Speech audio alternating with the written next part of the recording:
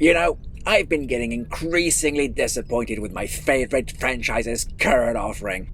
Star Trek just isn't as good as it used to be in its heyday, and Star Wars, well, I've suddenly lost pretty much all interest in that one. I mean, what the hell was Mando Season 3, right? Well, you could always go back and watch those old shows you liked so much. Well, that's definitely a possibility, Gigi, but I kind of fancied something new, you know. What about the sci-fi shows on Apple TV? We've been pretty happy with Silo, Dark Matter, and Foundation. On the whole, yes, liked Silo a lot. Dark Matter was let down by its ending, and Foundation has been hit and miss, especially the truly awful Season 3 ending.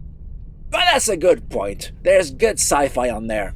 What else have they got? Well, there's a couple we could try that have been out for a while already. Invasion and For All Mankind. Let's fire up the remote. Hit it! So, having heard so many good things about For All Mankind, I thought I'd give it a go first. Always was curious about the show, but for one reason or another, never got round to watching it. So I guess now was a perfect opportunity. I mean, the premise is intriguing. What could have happened had the Russians landed on the moon first and the space race never ended? Cool, right? Oh, I'd say. So the timeline diverges in 1969. I couldn't wait to see what happens. Boy, was I bored. Really? Well, the first 2 episodes were an absolute slog. It felt like nothing was really happening, or the focus of the story was in the wrong place. Like, there was this strong focus on a family of immigrants who crossed the border illegally from Mexico to work in the States. This must mean that their daughter will be this super genius engineer or mathematician or something sometime in the future. Otherwise, why would we spend so much time with her if she's not going to be an integral part of the plot, right? Except she's not. At least in the first 2 episodes. This wasn't my only annoyance, but it's the one that stuck in my mind. It felt like more padding than story, and I don't go for that kind of crap. So I actually gave up after those 2 episodes. Didn't give it much of a chance then, did you? Well, I felt I did. Actually, you know what really bugged me? I have a feeling you're about to tell us. Operation Paperclip. Well, what about it? Now, we all know Americans secretly captured Nazi scientists at the end of World War II and used them for their own technological advancements, right? Yeah, that's pretty common knowledge. It's common knowledge now. And Werner von Braun, the brains behind the early days of NASA and the Saturn V, was such a Nazi.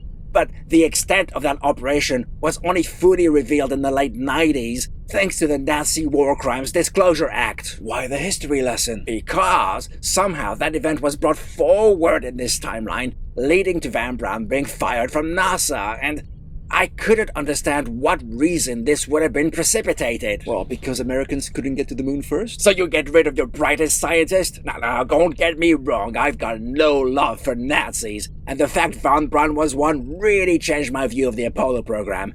But it's just the timing and the reason behind it that made no sense within the context of the timeline as it was. And that put me off too. Right, so For All Mankind's out, Invasion's next? Yeah, that was next on the list, and I tried to like it. I really, really did. But the pacing was so slow, I was feeling my will to live draining away with each new episode. For one thing, I felt deceived. The preview on Apple TV prominently showed Sam Neill as an old sheriff. I like Sam Neill, so this lured me in. And the first episode is primarily about him as he tried to understand what's going on in his sleepy little town on his last day before retirement.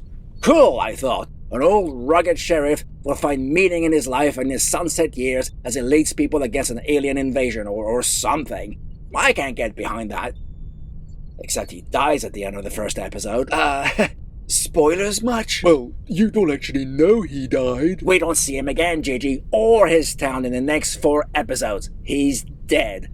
And then there's the aliens, which we don't see. Like the shark in Jaws. Totally unlike the shark in Jaws. The show is called Invasion. We, as the audience, know it's a sci-fi show about an alien invasion, and for most of the first 5 episodes, we are ahead of the characters, desperately hoping they'll get it so we can move on to the story already.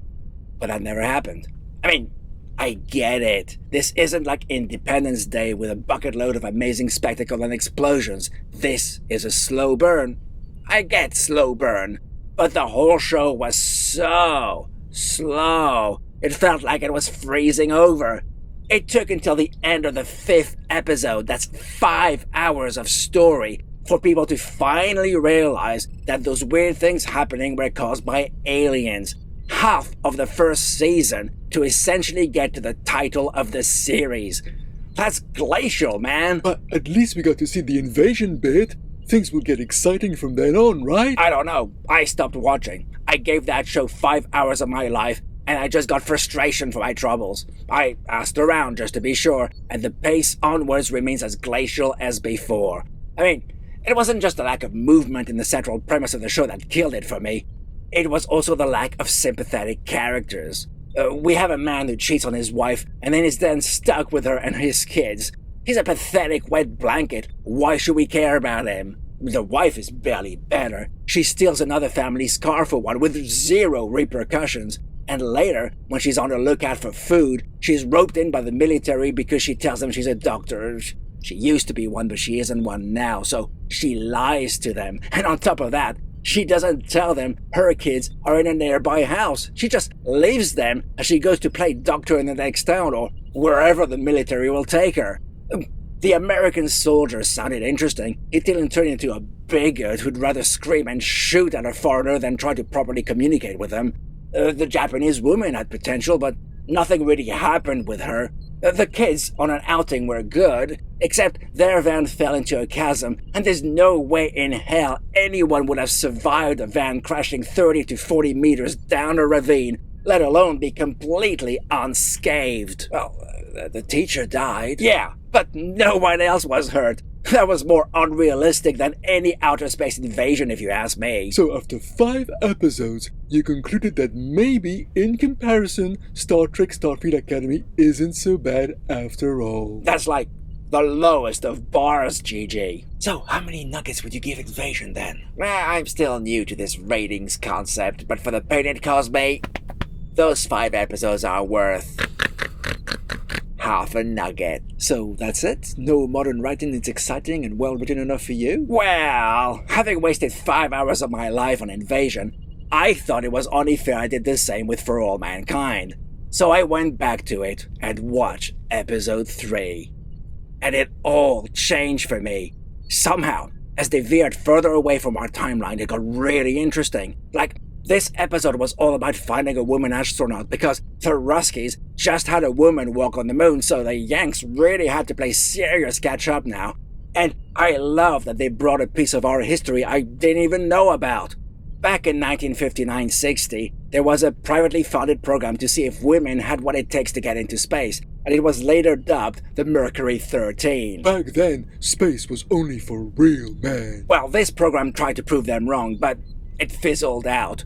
So the show picks up on that, and 2 of the women who chose to go for that new program were historically part of the old one. So they're merging history with fiction in a fun, satisfying way. More satisfying than what they did with Operation Paperclip? Way more! And maybe it's because I'd endured 5 grueling hours of Invasion, but I find the pace was way more satisfying in For All Mankind now. Things happened in each episode. Meaningful things, dramatic changes of plans, exciting events, important decisions, troubles, problems, setbacks. So much was going on, both with the space program and the characters' personal lives. By the end of episode 3, I was hooked and thoroughly enjoyed the rest of the season. Aside from one thing. Which was? That Mexican girl.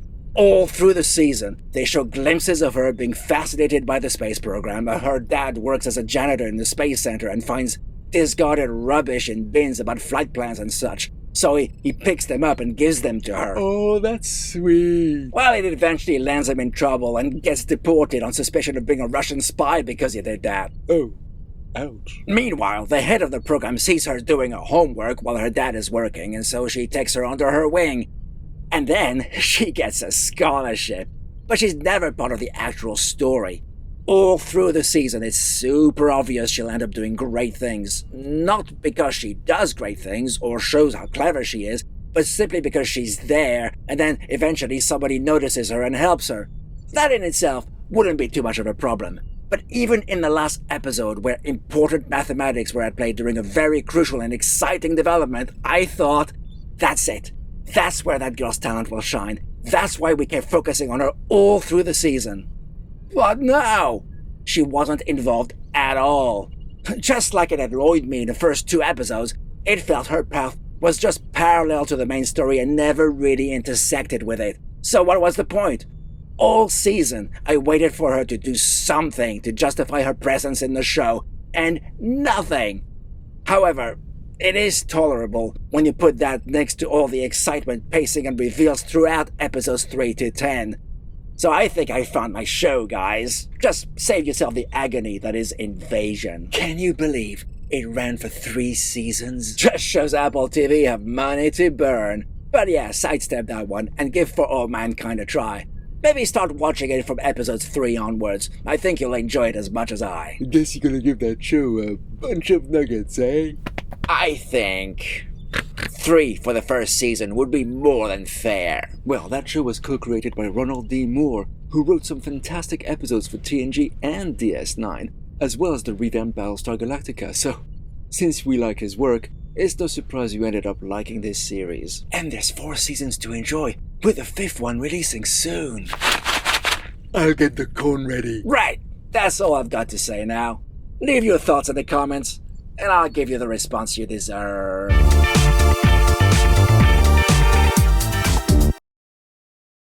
The preview on Apple TV prominently showed Sam Neill as an old sheriff. Now, I like Sam. Now,